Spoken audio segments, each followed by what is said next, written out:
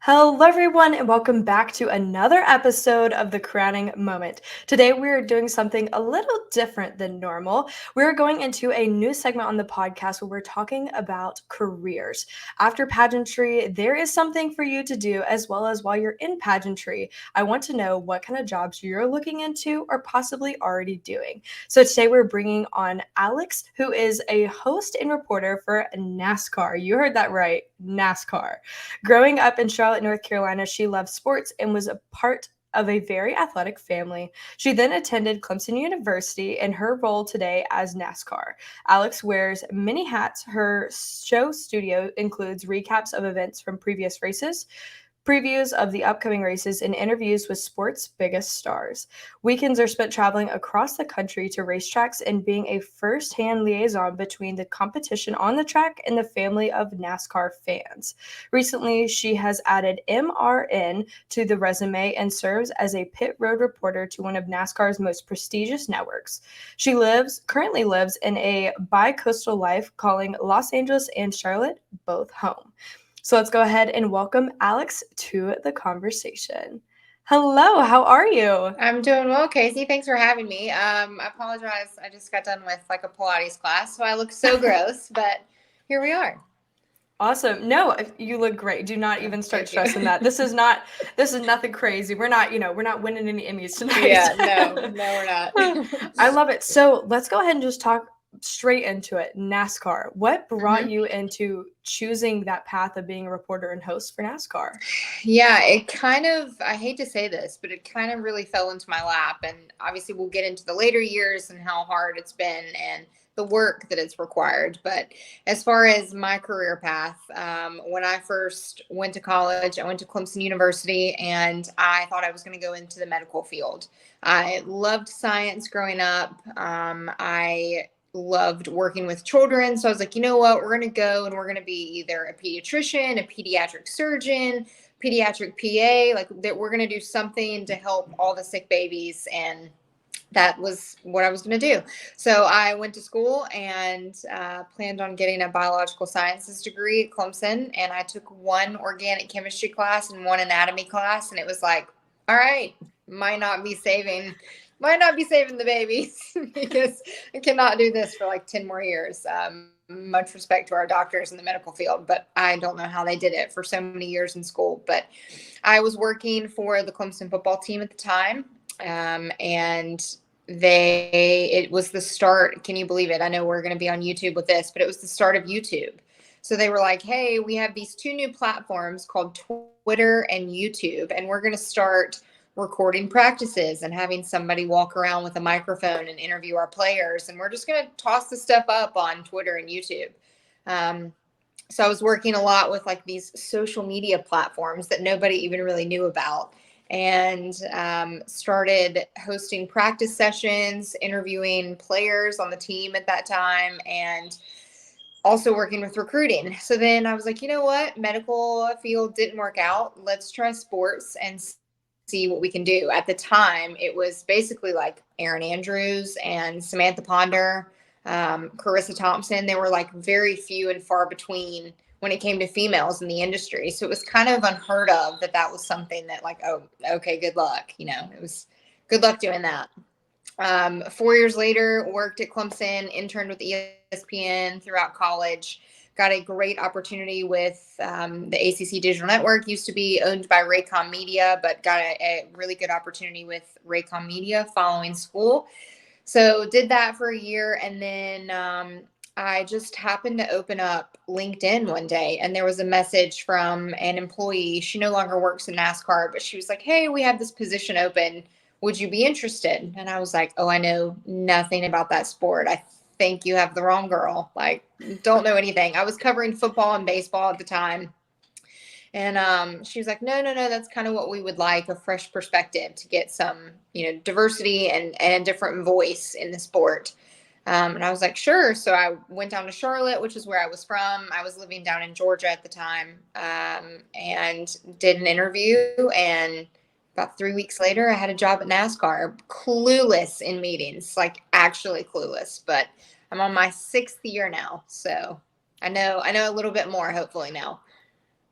That is amazing, but such an interesting background, coming in wanting to do medical and then turning out to be a reporter being on TV. Yeah. That is pretty amazing and definitely two different paths behind being in Mhm. surgery or being behind hospital walls Yeah.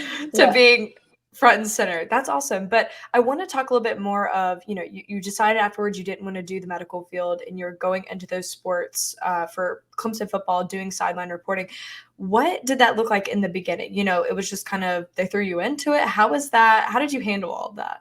Yeah. So it was gentlemen that are, one is still there, one's moved on from Clemson, but Rick Bagby, who's the director of the athletic video production company, and then Chad Morris, who was the offensive coordinator at the time at Clemson, was like, hey, just take a microphone, talk. Here's what you need to say. Like, if you have any questions, ask the players. They'll know what to say. Like, just have some fun with it. And it was literally like either myself kind of, you have to realize this was like before selfies. Like, we were in like the MySpace, Facebook kind of era. So I was like holding out the phone that was, it looks like it was like shot on a potato now. You like look back at some of these videos and I'm like, oh my gosh, that's terrible. Or it was like a coworker of mine, like another student, employee of the football program that would just walk around with me at practice. Now Clemson football is like, the forefront and the really like the pioneer when it comes to social media and sports. But that was how it got started. So it was just like a little mini mic attached to either a phone or a camera,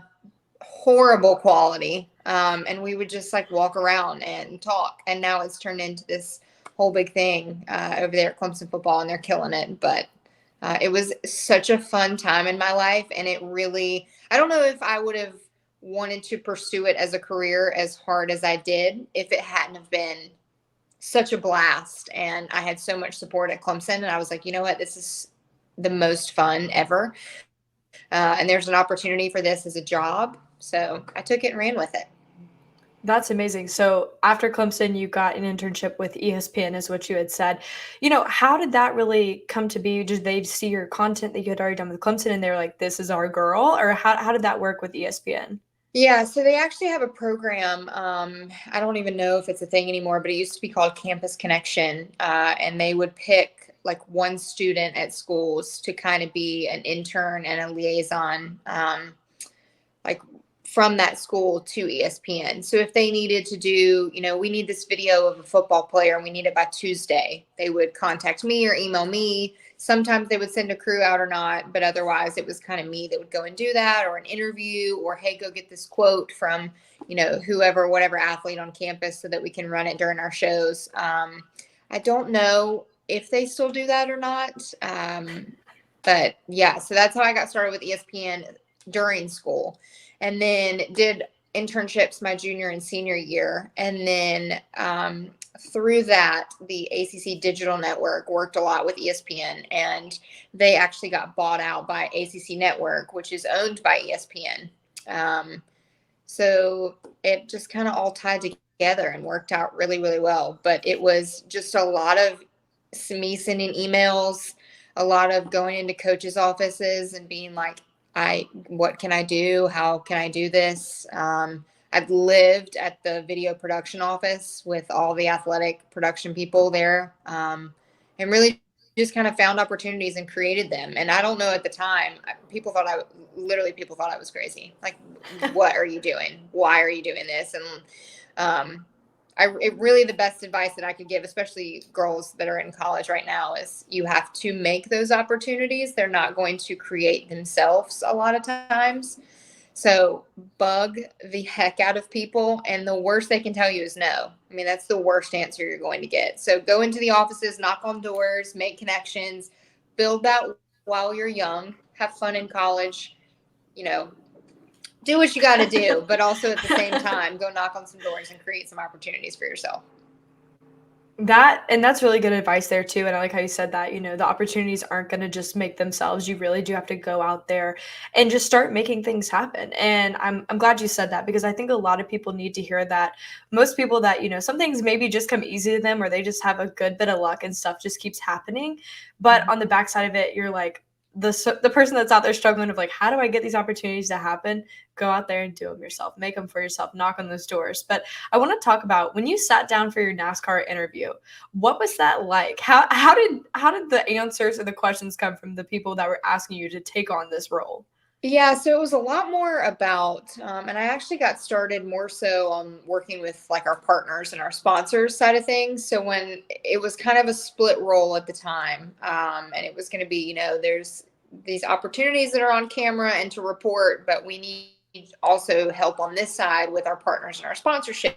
And luckily with Clemson and the classes that I had taken, I understood, marketing, and I have always loved being creative and kind of filling that avenue and coming up with some different activations, or if there's campaigns that partners or sponsors want to work on, if there's ideas with the drivers, or so I was able to kind of navigate the business and the communications world of the interview more so than I was like the NASCAR side of the interview. So they would be like, oh yeah, we have this driver right now, da, da, da. And I'm like, sounds great. Okay. That sounds so great. I don't know who he is, but great. And my grandfather was a diehard. It's funny, we have that in common. My grandfather was a diehard NASCAR fan, never missed a race, loved the sport. So I knew enough. Like I knew the premise of it. I knew what was happening. I knew like the big names like Dale Jr., Jimmy Johnson, Jeff Gordon.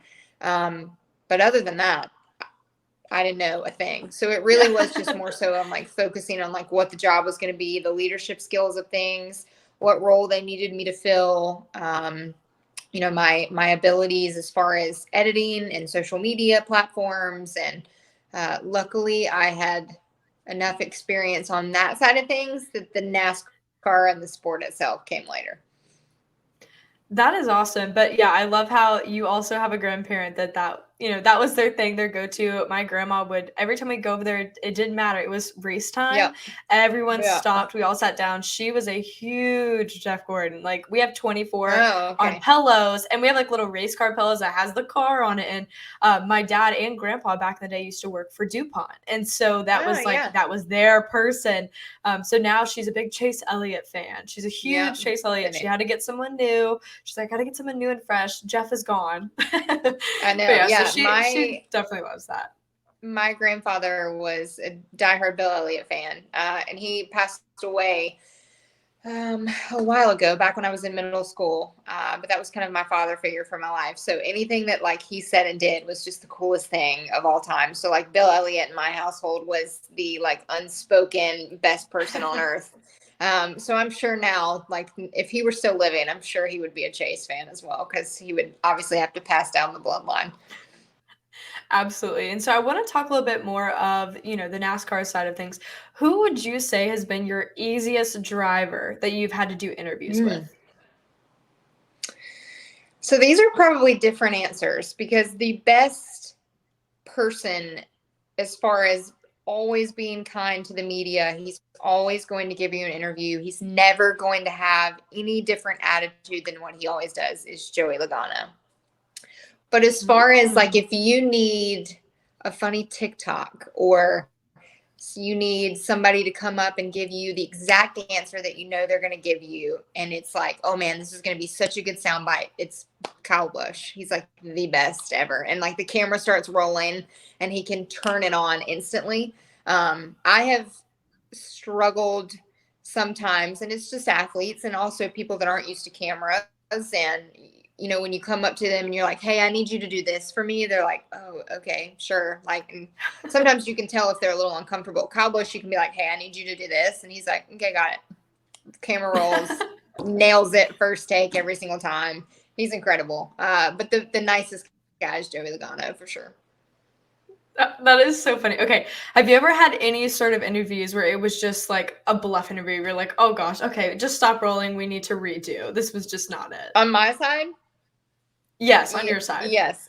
So many times. My first couple of years and I don't know, now I know them all and it's a little bit different, but obviously when you're like, one of my very first interviews was Matt Kenseth, who was known to be like not a bad attitude. He just was one of those guys where you had to know your stuff. You had to spit out facts with him. Like, he would call you out if like you said something wrong. Or so one of my very first interviews, of course, they're like, "Hey, we're gonna have you go. It was at Charlotte Motor Speedway at the time. We're gonna have you go interview Matt Kenseth." And I was like, "Oh no, this is gonna be so bad." And I was like on the brink of like barely learning the sport. Like, I knew enough to where I could talk about it, but that was about it. And I asked him a question, and he was very nice about it, but he was, kind of had to explain to me, like, hold on, let me tell you how to ask this. And it was one of the nicest moments. He ended up handling it really, really well. And luckily we weren't live, so I was able to sound a lot smarter than I was at the time. But that was the biggest one that I remember, like holding the microphone, like out to him, like shaking. You can like visibly see me shaking in the interview, but there's been so many. That is too funny. And you mentioned you do work with families as well. What is that like when you're having to go up and, do a whole family interview, or is it just you just have the driver and then the family's behind them? How does that work? Yeah, it depends on the event, right? So it's, at races, they'll sometimes have their wife or their kids there. So you'll sometimes just kind of pass a microphone, and the kids are my favorite part. No offense to our drivers, but their children are the cutest things in the whole world. So anytime you can get a kid, that's like, television magic and gold. People eat that stuff up. So we'll try and do that as much as we can. But then we also host, live red carpet shows at our NASCAR awards at the end of the year. We have some other events that families, NASCAR Hall of Fame, induction ceremony, there will be families. So sometimes it is families. Not very often, but NASCAR is definitely a family sport. So the families are always around. So you become super familiar with them. It's not uncomfortable at all. We most of the time know the wives, the kids, the girlfriends, whoever it may be. We've all kind of hung out together and had interactions together where it's not like, oh, what's her name again? It's usually pretty standard and pretty easy. Okay, so I want to ask you before we get into like some real NASCAR tea, what would you say is your favorite course that they do? Like, which place is your favorite? Yeah, so Charlotte is my home track, obviously, so I love Charlotte. I have to give that answer. Talladega has become a favorite of mine. It is so much fun, beautiful area of Alabama. Weather is usually always great, knock on wood. So Talladega is a fun one. The Bristol night race, which is later in the year, that'll be coming up in September. That's like the bucket list that I tell everybody. Like, you have to go to the Bristol night race. It's just the best. And then Sonoma wine country out in Napa is like the most beautiful, scenic. You feel like you're like in Italy. That's awesome as well. So those are my favorites. See if I'm leaving anyone out. I think I hit them on. Then obviously Daytona 500 is just the Daytona 500. It's Super Bowl of our sport. So that one's incredible. But yeah, so I would probably, if I had to rank them, Talladega would be number one. Don't tell anybody I said that, though. Everyone's going to know now. I love it. Okay, so like I said, NASCAR T, I want to really know, what does a day-to-day life look like for you, or even weeks on end when you're traveling to all the different places that they're racing for that weekend? Yeah, so during the season is crazy for us. Obviously, for folks that don't know the sport, every single weekend is at a different racetrack. So we're not, at the same venue like an NFL team, or even traveling to the same couple of venues throughout the year. It is all over the country, all different parts of the country, and it's the longest season in professional sports. So we start the first week of February with the Clash, which is out here at the Los Angeles Memorial Coliseum. And then we end in Phoenix for our championship the week before Thanksgiving. So it's a long season. It goes nonstop. It's basically rounds out to about 42 weeks of travel once everything's said and done. So my week, Mondays are usually travel day home if I can't fly out on Sunday night after the race, depending on where we're at. Tuesday is all day in studio. I shoot studio shows that day. Wednesday and Thursday are what I like to call like my hair appointment and laundry days, because I like go get my hair done, go get, a facial, do my laundry, take some notes for the upcoming races.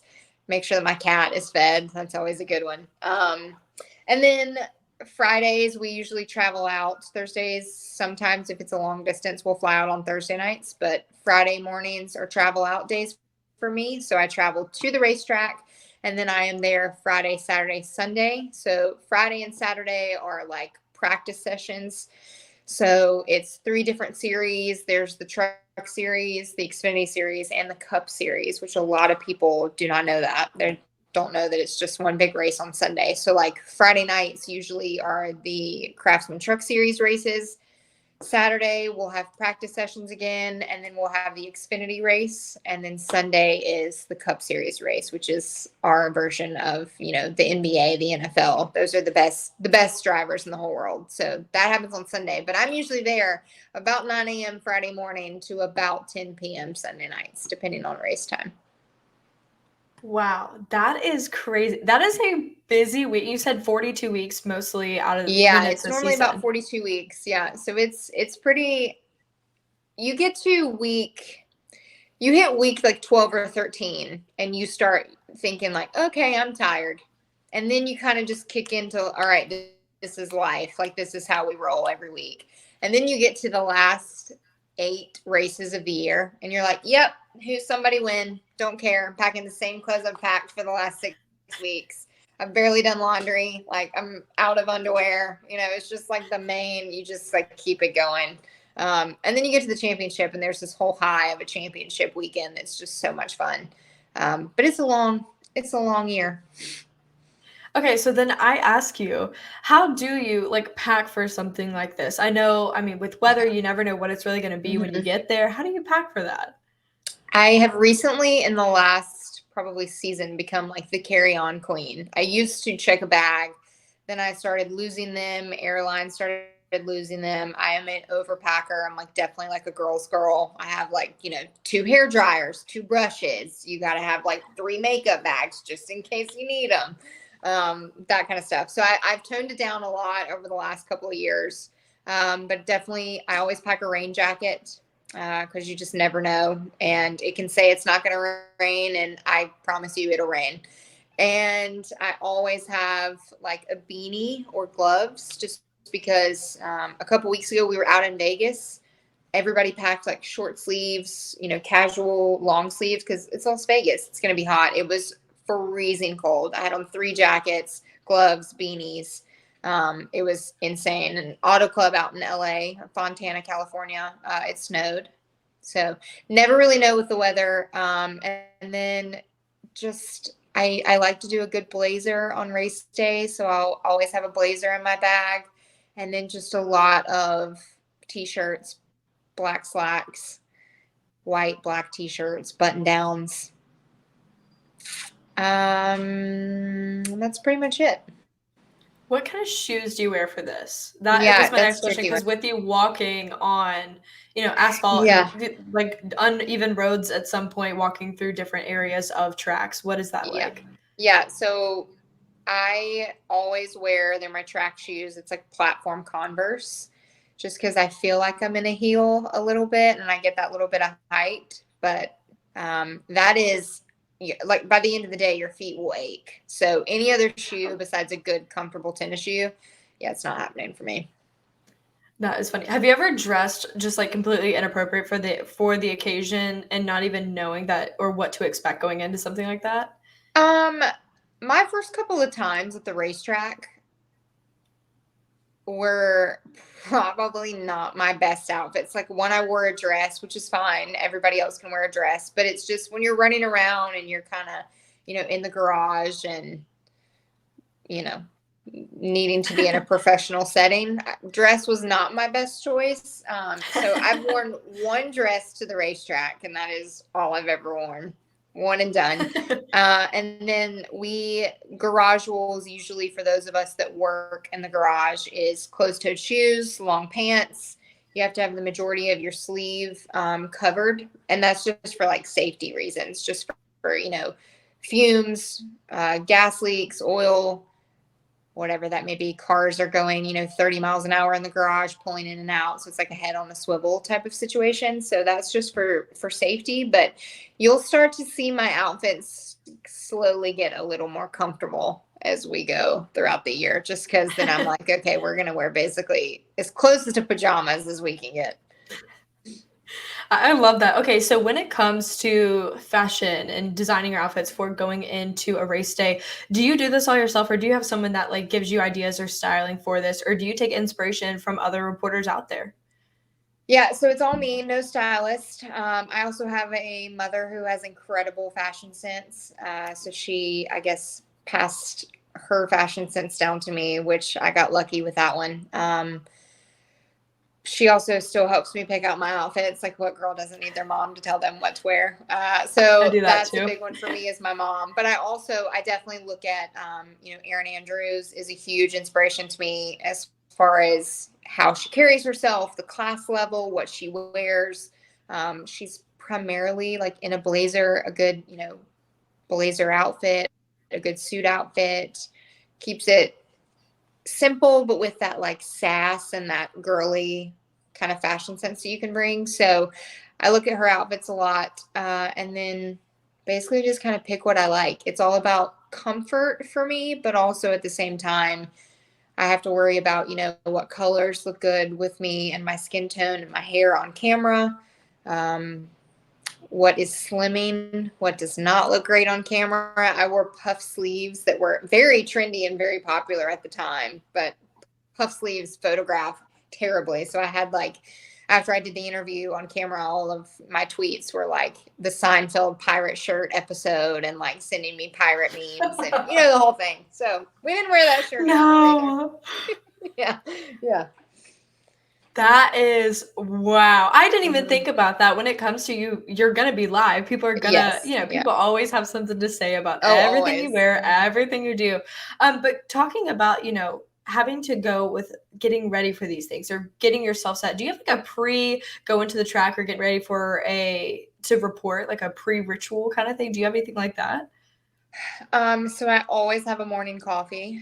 So I always stop. Kind of my thing when I'm on the road is I really like to try local coffee shops. So I'll kind of do my research the night before, but you will always see me rolling into the racetrack with an iced coffee in hand. Like always. I don't think I've ever not had a coffee in my hand when I've pulled into the racetrack. And then I have like a racetrack playlist that is going to be super embarrassing for me to say these out loud, but it's like the most eclectic choices of music ever. We have like the Fleetwood Macs and like, oh, okay. But then we also have like the old school Brooks and Dunn and the Ice Cream Paint Job, the song, like, like Yeah. so embarrassing. But there's just like a whole list of probably 40 songs. So I put that on. I just let it shuffle through just to get me like pumped up, amped up in a mood. Because and doing pageants, you guys will know this as well too, but you have to be turned on. It's like a personality that you have to bring. And it doesn't matter if you have had a bad day, if the hormones are flaring that day, if you look like you can cry, if something's happened. It's like, oh, nope, that doesn't matter. You have to flip that switch and turn it on. So I try to get myself in the right mindset, but I think that's pretty much it. My coffee and my playlist.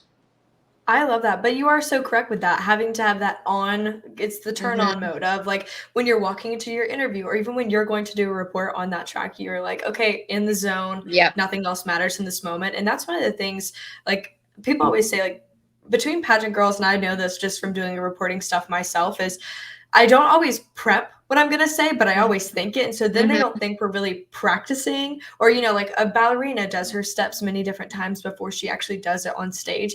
But like for pageant girls and doing reporting, it's like I need to talk to myself up here. Oh, So I yeah. know I don't sound crazy when I actually say it out loud because I don't want to just start spitting things out at people and they think you're crazy. And so Yeah. I'm really glad you said that because it is truly like a personality you have to click on of like, okay, let's go. You're like fitting into the character of whatever that career you're doing or whatever that job is that you have to do for that exact day. But I want to ask you, when all the cameras are off and it's just you hanging out, what is Alex like when all the cameras are off? Oh, I'm like super chill. Literally, the older I get, like more boring I become. So I've been looking at a bunch of house stuff lately. Just moved into a new place in Los Angeles, so I my whole Instagram feed is like saved, inspo from all these designers that I know I'm not going to be able to afford. But looking at home stuff has been a recent hobby that I did not, if you'd asked me 5 years ago, never. But I love to shop. I love fashion. When I have had a bad day, it is like retail therapy is my jam. That is, I have to go like buy something, Yes. whether it's like Target, I don't care, the mall, like wherever. I have to go purchase something, which is a horrible habit. Girls, don't start that habit, but it's Yeah. an expensive habit. And then I love Pilates. I love yoga. I am always in a workout class. I love my hot girl walks. So I'll have like a coffee and I go on walks all the time. I love being outdoors. So I like to get outside. And then I just really like hang with the friends and fam. And I have a Siamese cat named Bennett, who's like the love of my life. So I hang out with him the majority over people, which is great. And yeah, just chill. I love reality TV. So I've been watching like all the Housewives, Vanderpump Rules. That's like my mindless, like flip the switch, turn the mind off. But yeah, I am probably the most boring person. I wish I had like some exciting answer for you, but it really is when you're on the road that much. And I love to travel, but I travel all the time. So when I am able to kind of take some time and chill and relax at home, I am literally doing nothing. Okay, so I ask you with that, you chill when the cameras are off, but you're on when it's time to go. What is a piece of advice to if someone wanted to go into this career path or something similar to it? What is your advice to just tell them to go ahead and push into it, do it, even though it may be tough some days? Like, how do you just, keep yourself going? Yeah, first one is to be yourself. I learned very quickly that when I tried to be something that I wasn't, or when I tried to ask questions like somebody else in my field would, it came across as not genuine and not myself. And it was a heck of a lot harder for me than to just go out there and be myself and have my own personality and ask the questions that I want to ask. So that took a year or two to learn for me of like, just stop trying so hard. You don't have to be something that you're not. Just go out there and do the best that you can do. So that's the first one. Second one is also like stop comparing yourself to other people. Comparison is the true thief of joy. I always tell people that when you see somebody and they're a year or two older than you or even a year or two younger than you and they seem to be further, they have a title that you want, they won that pageant that you didn't win. Or even for me in my career, there's so many females now in sports broadcasting that it is sometimes often very hard for me to turn my brain off on the sense of like, oh, this girl has something, like why don't you have this yet? Why aren't you on this level of the network job? Why aren't you doing this? And it's still, I mean, we're going to be 80 years old and still probably doing that. But that has been a lesson that I have been trying to teach my own brain for many years.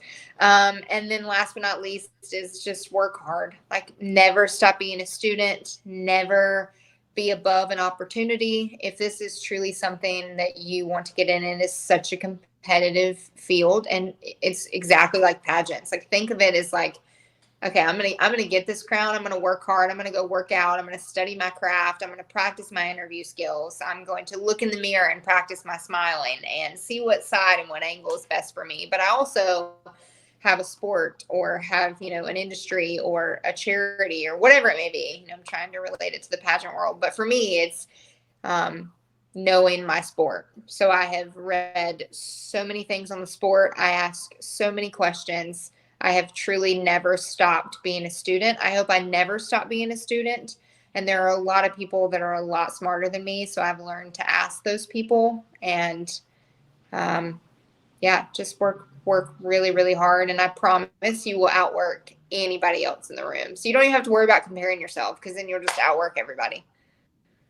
I absolutely love that, and I feel like I personally needed to hear that one, so thank you so much Yeah, because you're welcome. sometimes you do put in all that work and then you're looking at the people that are above you and you're like, well, Yeah. I want to be at that next level. What do I do? And I've been very good about, going to them and talking to them and like, well, how did you do this? Picking their brain. And it's not that I'm trying to be like, oh, I'm better than you now. But it's Yeah. like, no, I genuinely want to know. And I was reading a thing probably a few months ago now. It was like the most successful people are not going to be the ones that put you down. They're going to be the ones that'll tell you exactly how they did it, because those true successful people really do want to see other people succeed. Mm-hmm. And so that's something that through everything we've talked about this entire podcast, I hope that people take away from is you're in a really hard line of work, but you're working so hard at what you do. And I like the fact of, still being a student, being that sponge, soaking up all of that information around you, because it's only going to make you and your career better at the end of the day. Yeah. But we've come to that point in the podcast where I like to ask everyone the same final question, and I'm going to make yours obviously pertaining to your job. So are you ready? Sure. All right. In what way has your career positively impacted you? Yeah, my career has been the best thing that has ever happened. It's taught me responsibility. It's taught me hard work. It's taught me accountability. But it's also allowed me to meet myself. I think that's like the most important thing. And there is no better feeling than, it may not be the best interview I've ever done every single time, or it may not be, I may have an off day, but at the end of the day, I still know that I'm me. Like I'm still proud of who I am. I'm still being myself. And it really is, in the best and the worst way, when you are able to watch yourself back and it's being recorded and you can see things about yourself that you like, that you don't like. It really is like the best mirror. And there are a lot of folks that I think get intimidated by that, by being able to see your flaws. I think seeing your flaws and knowing how to fix your flaws and work on them is such an important trait for folks to have. It allows you to become a stronger human, a better human, just a more at peace human, knowing that you have flaws, that you're going to mess up, but yet at the end of the day, you're like still the best version of yourself. So my career has allowed me to really have a blast and really discover myself. So I think that's super important for females, especially, to be really proud of who you are. Don't let people change you. Don't let people tell you that you're too much, do less, like all of that nonsense. You do exactly what you want to do, be exactly who you want to be. Yeah, so I definitely have NASCAR to thank for that, because it has allowed me to have a really, really fun journey in the last 6 years. That is truly amazing. And I really do hope that people take a lot out of this episode. I know I have. And for anyone that is interested in talking with you further, Alex, would you like to tell everyone what your Instagram handle is, or even Twitter, that they can reach out to you on? Sure. I'm the same on Instagram and Twitter. It's just AL_Weave, WEAVE. Perfect. Alrighty. Well, thank you so much for joining us on today's episode. And I really did appreciate you taking time out of your busy schedule to join us to tell us a little bit more about your career in reporting. And I hope our listeners out there, whether you're on YouTube watching it or listening on all podcasting platforms, I hope that you got something out of this. Don't forget to check out @Crowning Moment Podcast on Instagram and YouTube weekly so you can see what new episode and what new content we're coming up with. But for now, you never know what happens in the future, so I guess you'll have to check out next week on another episode of The Crowning Moment. Bye, guys!